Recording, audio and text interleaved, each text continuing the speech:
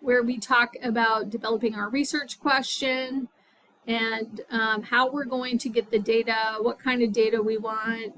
And this is particularly looking at if we were doing an observational analysis. So observation is a research technique that involves surveillance of naturally occurring behavior.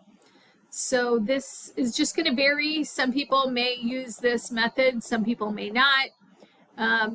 And so I encourage you to read through this chapter and decide if this is one of the ways in which you would like to structure your project particularly.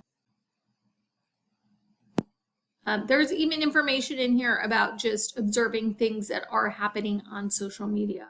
So that might be an interesting research project.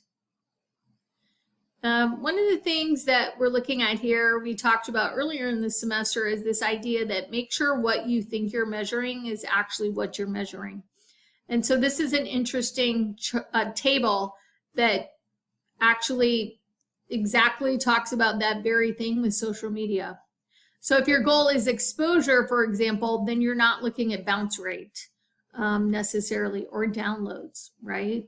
If your goal is engagement, then you could be looking at any of these KPIs, any of these metrics, right? You could be looking at mentions on Twitter. You could be looking at likes, shares. Likes and shares would not be measuring sales, right? And so that's what we're talking about here.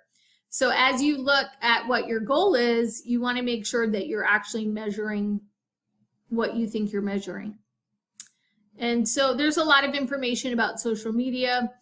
This is definitely something I think that everybody should have a firm grasp on, because we are in the digital, social, and mobile age, and this is important for us to understand.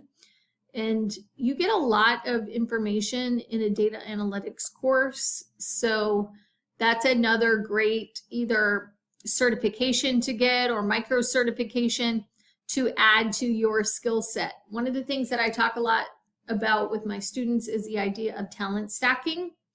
And I think any kind of digital micro certification is definitely something you could consider adding to your, LinkedIn profile, your resume.